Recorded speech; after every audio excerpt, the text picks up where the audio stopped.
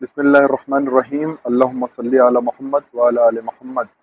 میرے دوستوں، آج میں آپ کے سامنے ایک خلیفہ اور ایک بادشاہ کا ایک واقعہ آپ کے سامنے بیان کرنا چاہتا ہوں۔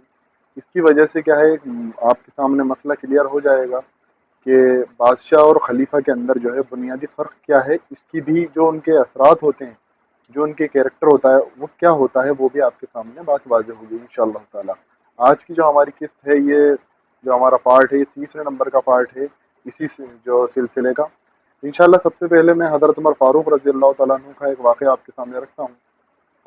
حضرت عمر فاروق رضی اللہ تعالیٰ عنہ ایک مرتبہ اپنے ساتھیوں کے ساتھ بیٹھے ہوئے تھے۔ آپ نے ان سب سے جانچنے کے طور پر سوال کیا کہ ساتھیوں، اگر میں تمہیں قرآن اور سنت کے مطابق حکم دوں تو تم کیا کرو گے؟ تو سب نے کہا سمعنا وطعنا، کہ آپ کی بات سنیں گے اور اطاعت کریں گے۔ پھر اس جانچنے کے لیے ایک سوال اور پوچھا کہ یہ مردہ تو نہیں ہو گئے ہیں، یہ گونگے شیطان تو نہیں بن گئے ہیں، کہیں میرا خوف میرے جلال کے آگے کچھ ایسا تو نہیں ہے نا کہ یہ حق بات بھی نہ بولیں۔ تو ایک سوال اور کرا، اگر میں تمہیں قرآن و سنت سے ہٹ کے حکم دوں تو تم کیا کرو گے؟ تو ایک صحابی کھڑے ہوئے اور انہوں نے کہا کہ عمر فاروق، یہ تلوار کھینچی انہوں نے اور نے کہا اس تلوار کی نوک سے سیدھا کر دیں گے۔ 3 مرتبہ کہا اس تلوار کی نوک سے سیدھا کر دیں گے، اس تلوار کی نوک سے سیدھا کر دیں گے۔ حضرت عمر فاروق نے اللہ کا شکر ادا کیا، اور جب صحابہ نے جو اکٹھے تھے انہوں نے کہا کہ حضرت عمر فاروق نے سن لیا، تم 3 بار کیوں کہہ رہے ہو؟ تو حضرت عمر فاروق نے کہا کہ کہنے دو، ان کا کہنے کا حق ہے اور میرا سننے کا حق ہے۔ یہ ایک آپ نے خلیفہ راشد حضرت عمر فاروق رضی اللہ تعالیٰ عنہ کا ایک واقعہ آپ کے سامنے میں نے پیش کیا جو آپ نے سماعت فرمایا۔ دوسرا اب ایک بادشاہ کا واقعہ میں آپ کے سامنے بیان کرتا ہوں۔ عبد الملک بن مروان، یہ مروان ابن حکم کا بیٹا تھا۔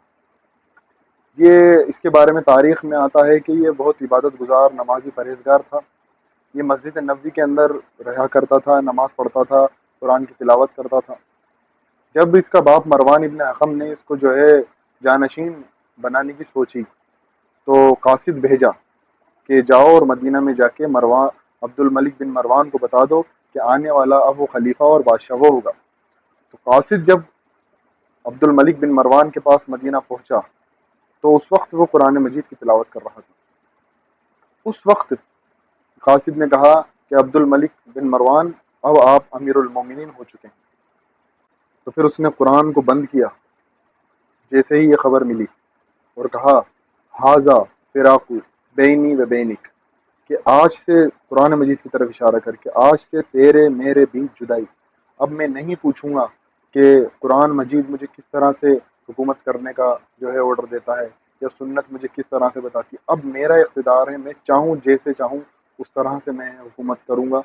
یہ دیکھیں، یہ تھے وقت کے بادشاہ، اس طرح کے ان کے معاملات تھے، اور انہوں نے پھر یہی کچھ کرا۔ تو جب یہ عبد الملک بن مروان جب بادشاہ کے تخت پر بیٹھا ہے تو اس نے سب سے پہلے بیٹھتے یہ بات کہی کہ اب تک تو تم نے یہ لفظ بہت بول لیا، اتق اللہ، مطلب وقت کے بادشاہ، وقت کے خلیفہ سے، اتق اللہ، کہ اللہ سے ڈرو، لیکن اگر اب کسی نے بولا اتق اللہ تو اس کی گردن اڑا دی جائے گی۔ یہ وقت کے بادشاہ تھے، اور وقت خلیفہ راشد کا بھی آپ نے واقعہ سنا، میں نے آپ کے سامنے مختصراً یہ عرض کرا۔